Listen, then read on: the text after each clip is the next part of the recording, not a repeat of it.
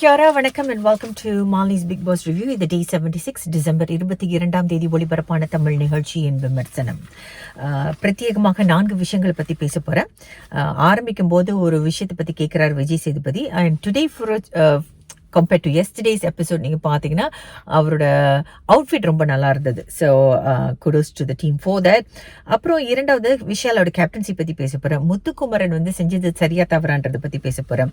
And ரஞ்சித்தோட exit பற்றி பேச போகிறேன். ரைட், சரி. அட்டென்ஷன் சீக்கர் அப்படின்றது வந்து நீங்கள் இந்த வீட்டில் யார் அப்படின்னு கேட்கும்போது நிறைய பேர் வந்து ஜாக்லின்னு சொன்னாங்க. அதுக்கு நிறைய கைத்தட்டும் அவங்களுக்கு கிடைச்சது. ஸோ ஆடியன்ஸ் அப்படி ஃபீல் பண்ணுறாங்களா அப்படின்ற ஒரு கேள்வி எனக்கு வந்துச்சு. முத்துக்குமரன் பேரும் வந்துச்சு, மஞ்சரி பேரும் வந்துச்சு, அருண் பேரும் வந்துச்சு, விஷால் பேரும் வந்துச்சு. ஆனால் நிறைய வந்தது வந்து ஜாக்லின், அதுக்கப்புறம் நீங்கள் பார்த்தீங்கன்னா முத்துக்குமரன் அண்ட் மஞ்சரி. இதில் வந்து அட்டென்ஷன் சீக்கர் அப்படின்றது வந்து ஒரு நெகட்டிவ் சாயல் பூசப்பட்ட ஒரு விஷயம். அதை ராணவேந்திரிச்சு தனக்கே கொடுத்துக்கிறேன் அப்படின்னாரு. ஸோ இங்கே பாருங்கள், இப்போது நான் என்னோட கேமில் வந்து நான் வந்து இந்த தொலைக்காட்சியில் நான் தெரியப்படணும், நான் வந்து மக்களிடையே போய் சேரணுன்னாலே அது வந்து அட்டென்ஷன் சீக்கிங் தான். ஸோ அந்த அட்டென்ஷன் சீக்கிங் வந்து நீங்கள் பார்த்தீங்கன்னா it is part of the game, அது part of the strategy. So அது வந்து ஜாக்லினுக்கு கொடுத்தது வந்து நெகட்டிவ் சாயலோடு கொடுத்தாங்க. அது வந்து ஏற்புடையதாக எனக்கு தோணலை. பட் ஐ ஃபெல்ட் தட், என்னோட கருத்தின்படி பார்க்குற 1 மணி நேரம் 1.5 மணி நேரம் நிகழ்ச்சியில் ஜாக்லின் சில நேரத்தில் இங்கேயோ பேசிக்கிறாங்க அங்கேயோ பேசிக்கிறாங்கன்ற உணர்வு எனக்கு ஏற்பட்டிருக்குது. இது நானும் உங்ககிட்ட சொல்லியிருக்கேன். பட் அவங்க அட்டென்ஷன் சீக்கரா அப்படின்னு கேட்டிங்கன்னா அது வந்து ஏற்புடையதாக எனக்கு தெரியல. முத்துக்குமரனை பற்றி கரெக்டாக சொன்னாங்க, மஞ்சரி வந்து அருண் பற்றி கரெக்டாக சொன்னாங்க. முத்துக்குமரன் நீங்கள் பார்த்தீங்கன்னா அந்த பாயிண்ட் என்னன்னா, அவர் வந்து எல்லாரும் பேசின பிறகு அந்த எல்லாரும் பேசுகிற பாயிண்ட்ஸை எடுத்து வச்சு ஒரு சம்மரி கிரியேட் பண்ணி தன்னோட அபிப்பிராயமாக கொண்டு வந்து முடிச்சு வைப்பார். அது அட்டென்ஷன் சீக்கிங்கிறது வந்து நான் ஃபீல் பண்ணுறேன். அதே தான் அருண் வந்து எங்கேயாவது ஒரு சண்டை நடந்துச்சுன்னு தன்னோட குரல் உயர்ந்து கேட்கணுன்றது. அதே அருண் நீங்கள் பார்த்தீங்கன்னா ரஞ்சித் வெளியான பிறகு தனியாக போய் உட்காந்து ஃபீல் பண்ணது வந்து கேமராக்காக ஃபீல் பண்ணாரோ அப்படின்ற ஒரு கேள்வியும் எனக்கு வந்துச்சு. ஸோ ஜாக்லினுக்கு வந்து அட்டென்ஷன் சீக்கர் அப்படின்றது வந்து ஏற்புடையதாக எனக்கு தோணலை. முத்துக்குமரன் ஓரளவுக்கு அக்ரி பண்ணிக்கலாம். Manjari I don't think is an attention seeker அப்படின்னு எனக்கு தோணலை. Arun yes he needs the அட்டென்ஷன்ற மாதிரி ஃபீல் ஆகுது based on the 1.5 hours programme. சரி, அடுத்தது போவோம். அதுதான் பல்க் ஆஃப் த ஷோ. விஷாலோட கேப்டன்சி.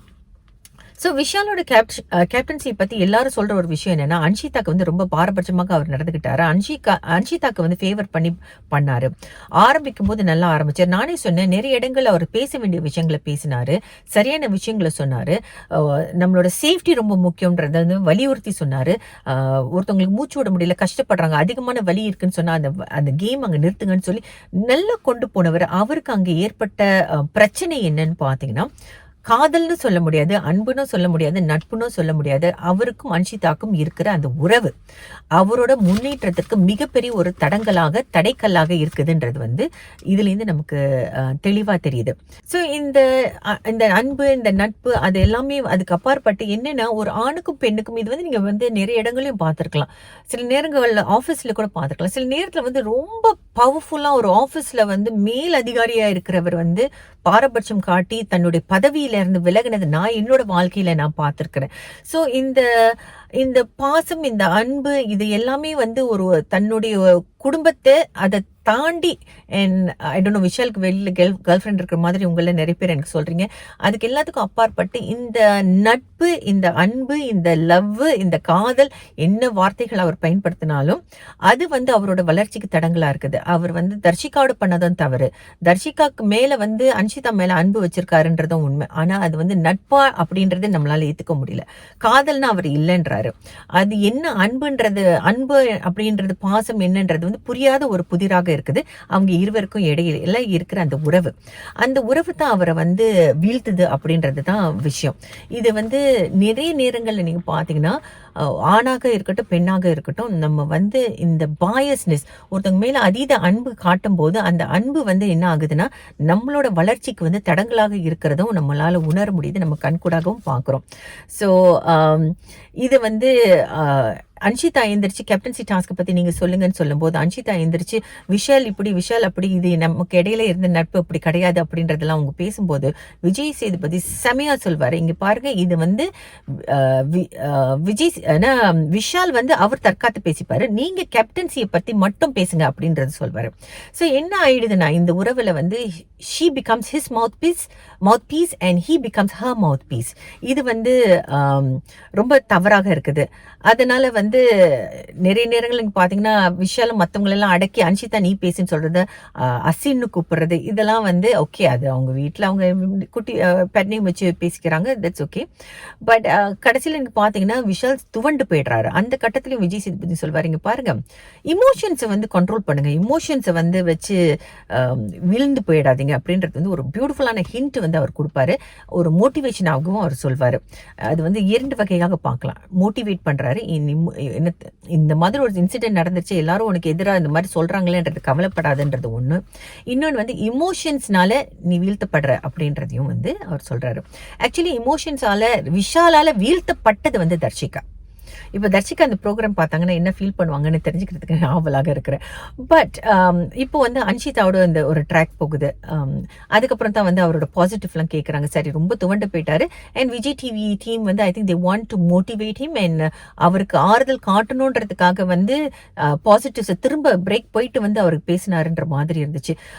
அண்ட் விஷால் பார்த்தீங்கன்னா திருந்துற மாதிரியும் கிடையாது, சொல்ற விஷயங்களை உள்வாங்குற பக்குவமும் கிடையாதுன்ற மாதிரி தெரியுது. ஏன்னா அவர் வந்து திரும்ப திரும்ப அதை பத்தி பேசிட்டு இருக்காரு. தான் செஞ்சது சரிதான்றதை நியாயப்படுத்துறதுலயே முனைப்பாக இருக்கிறாரு. சோ இந்த மாதிரி இருக்கும்போது திரும்ப வந்து விஜய் சேதுபதி வந்து கேட்கிறாரு, இங்க பாரு பேசி முடிச்சாச்சு, திரும்பவும் போய் நீ உன்னை நியாயப்படுத்துறது சரியா அப்படின்றது. விஜய் சேதுபதி வந்து பிரேக் போகும்போது ஒரு இன்ட்ரெஸ்டிங்கான கான்வர்சேஷன் ஒன்று நடக்குது முத்துக்குமரன், மஞ்சரி அண்ட் ஜாக்குக்கு இடையில. இவங்க வந்து எதை பத்தி பேசுறாங்கன்னு பாத்தீங்கன்னா, சௌந்தர்யாக்கு என்ன இவ்வளோ கிளாப்ஸ் வருது அப்படின்றத ஜாக்லின் சொல்வாங்க, இது நியாயமே கிடையாது அப்படின்னு சொல்வாங்க. ஏன்னா ஜாக்லின் வந்து she's now disappointed with Soundarya, right? என்னோட கூட இருந்து நட்பா பழகிட்டு என்னை எப்படி இந்த மாதிரி பண்ணலாம் அப்படின்னு அவங்க ஃபீல் பண்றாங்க. ஸோ இதை பத்தி உங்க அபிப்பிராயம் என்னன்றது கமெண்ட் செக்ஷன் எழுதுங்க. அண்ட் ஆஃப்கோர்ஸ் முத்துக்குமரனோட அந்த கேப்டன்சி டாஸ்க் அவர் விட்டு கொடுத்தாரா விட்டு கொடுக்கலையா அப்படின்றது வந்து நானும் உங்ககிட்ட பேசியிருந்தேன். இதுல அவர் என்ன சொல்றாருன்னா, நான் வந்து தோத்து போயிட்டேன், ஆனா நான் தோத்து போனதுக்கு காரணம் வந்து என்னால அந்த தோத்து போனதை ஏத்துக்க முடியாத பட்சத்துல நான் என்ன பண்ணிட்டேன்னா, நான் வந்து பவித்ராவுக்கு வந்து விட்டு கொடுத்த மாதிரி நான் வந்து பண்ணிட்டேன், அதுதான் உண்மைன்றது வந்து நாட் இன் தீஸ் வேர்ட்ஸ் அதை வந்து அவர் சொல்றாரு. இங்க பாருங்க, இது வந்து சில நேரங்கள் நம்ம எல்லாருமே பண்ணியிருக்க வாய்ப்பு இருக்குது. சின்ன குழந்தையிலேருந்து நம்ம வளரும்போது நீங்க பின்னோக்கி பார்த்தீங்கன்னா சில நேரங்கள்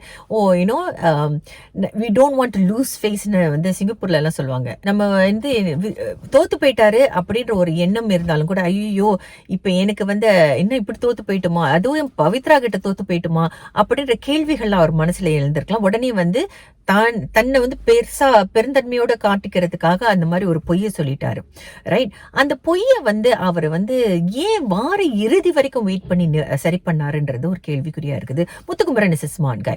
சரி, இந்த பொய்யை ஒத்துக்கிறதுக்கு ஒரு மிகப்பெரிய மனப்பான்மை வேணுங்க. To own your mistakes is very very important life skill. இது வந்து நம்ம தப்பு பண்ணிட்டோம்னா, இந்த தப்பு நான் பண்ணிட்டேன்றது வந்து ஒத்துக்கணுன்றது ரொம்ப ரொம்ப முக்கியமான ஒரு விஷயம். அதை வந்து செஞ்ச முத்துக்குமரனுக்கு பாராட்டுகள். ஆனா அதை வார இறுதி நாட்கள் அவர் பண்ணது தான் வந்து ஏற்புடையதாக எனக்கு தோணல. why did you wait until weekend episode அப்படின்ற ஒரு கேள்வியாக இருக்குது. சபையை கூப்பிட்டு வச்சு பேசுறது வந்து முத்துக்குமரனுக்கு வந்து புதுசு கிடையாது. ஸோ மறுநாளே அவர் கூப்பிட்டு வச்சு பேசியிருக்கலாம். பவித்ராக்கு முதல்ல விளக்கத்தை கொடுத்துட்டு சபையை கூப்பிட்டு வச்சு இந்த மாதிரி நான் ஒரு தவறு பண்ணிட்டேன், என்னை மன்னிச்சிருங்க அப்படின்னு கேட்டிருந்தாருன்னா, இந்த வார இறுதியில வந்து இது வேற ஒரு சாயல்ல வந்திருக்கும், வேற ஒரு கண் பார்வையில நம்ம பார்த்திருந்திருக்கலாம். ஆனா அவர் வந்து வார இறுதி வரைக்கும் வெயிட் பண்ணி அவர் சொல்லி இப்போ வந்து ஒரு எல்லார் மனதிலையும் ஒரு கேள்விக்குறி இருக்குது. பவித்ரா நியாயமா கேட்பாங்க, அப்ப ஏன் வந்து அவர் இந்த மாதிரி பண்ணது சரியா? பிகாஸ் அவங்களோட வெற்றியை இவர் பறிச்சிருக்காரு, ரைட்? அது வந்து அடிக்கோடிட்டு இங்க சொல்லலாம். ஸோ முத்துக்குமரன் வந்து தன்னுடைய தவறை உணர்ந்து நான் போய் பேசினேன்றது ஒத்துக்கிட்டது பாராட்டுக்குரிய விஷயமாக இருந்தாலும் ரொம்ப காலதாமதமாக வந்திருக்குன்றது தான் விஷயம். நம்ம செய்யும் தவறுகளை அன்னன்னைக்கு நம்ம யோசிச்சு எவ்வளோ சீக்கிரம் முடியுமோ அதுக்கு நம்ம நிவர்த்தி பண்ணி, நம்ம எல்லாருமே மனிதர்கள், எல்லாருமே தவறு செய்யறவங்க. ஸோ அந்த தவறுகளை உணர்ந்து நம்ம வந்து பகிர்ந்துக்கிட்டோம்னா it is a fantastic thing. இங்க முத்துக்குமரன் வந்து கொஞ்சம் டிலேட் ஆயிடுச்சு அவரோட அந்த owning owning up to his mistake அப்படின்றது தோணுது. ரஞ்சித் வந்து வெளியாகிறாரு எவிக்ஷன்ல, நமக்கு தெரியும் ரொம்ப காத்திருந்த விஷயம், வாஸ் லாங் ஓவர்டியூ அப்படின்னு நான் ஃபீல் பண்ணேன். ஆனா why was his wife there?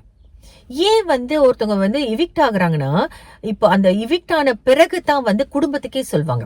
இங்க வந்து ஏன் why did they bend backwards to bring his wife in? இது வந்து ஏற்புடையதாக இல்லையே. நான் வந்து இதை வன்மையாக கண்டிக்கிறேங்க. அவர் இவிக்ட் ஆக போறாருன்னு முன்கூட்டியே தெரிஞ்சு அவர் ஒய்ஃபுக்கு சொல்லி அவங்க வந்து அங்க உட்கார்ந்து அந்த அவருக்கு ஆறுதல் சொல்ல வந்திருக்காங்கன்னா, you are breaking the rules. And நீங்க பாத்தீங்கன்னா, talking about breaking the rules, முத்துக்குமரனோட கேம்ல வந்து பவித்ராவோட கேப்பபிலிட்டியை டவுட் பண்ணி இந்த மாதிரி முத்துக்குமரன் ஒரு விஷயம் பண்ணலான்றத வந்து மைண்ட்ல ஏத்துனதே வந்து பிக் பாஸ் டீம் தானுங்களேன்.